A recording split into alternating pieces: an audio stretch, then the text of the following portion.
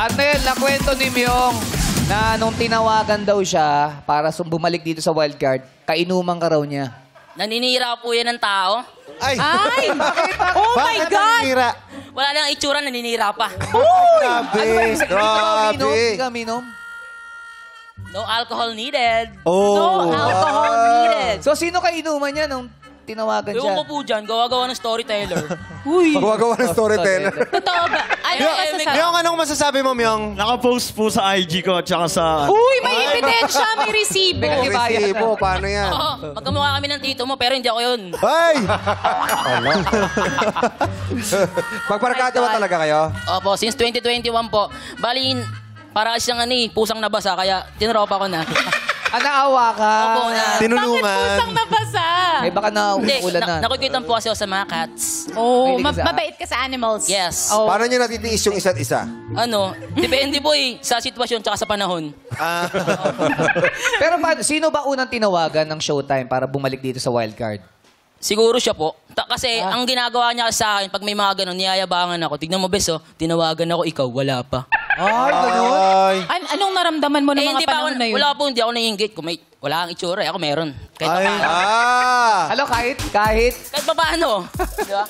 Kasi, ganyan po yan. Pag may mga, yayabangan ako. Hindi niya alam, tinawagan ako. Hindi mo ba sinabi sa kanya na tinawagan ka rin? Hindi po. Ay, sinabi ko po sa kanya. Sinabi. Pagkatapos na. Pero hindi po namin na-expect na magkakatapat kami ngayon. Arnel, ngayon nakasagot na si Myong. Base sa nakita mong reaksyon ng tao, sa tingin mo maganda yung sagot niya? Pagkausap ko po siya, tingin ko, hindi. Hindi maganda. Kasi, kilala ko po siya eh. Nakita ko yung reaction ng mga tao, medyo flattered. Ikaw, paano yung mukha? Paano yung mukha ng Madlang People? Sa sagot niya, paano yung itsura? Kasi nag-sound trip ako dun, sabi na ito, yung madam people, nakaganon lang. Pinilit lang pumalakpak. Okay. Okay. Eto lang masasabi ko may natira pa siyang oras kanina, hindi niya inubos. Confident. Oo, confident siya sa sagot. Ganyan naman yan. Yung nagtitira ng oras, pero sa taong mahal niya, inuubos lahat. Tapos, pag nasaktan, sa akin lalapit. Bes, sinaktan na naman ako ng taong ito. Ayun. Ito. Okay. O sige, tingnan natin ha. Tingnan natin yung magiging reaction din ng tao sa sagot mo ha. Tingnan Kaya galingan mo, Arnel. Ito na ang iyong tanong. Meron kang 20 seconds. Hayaan mong ulitin ko ulit yung tanong sa pangalawa bago ka sumagot. Okay.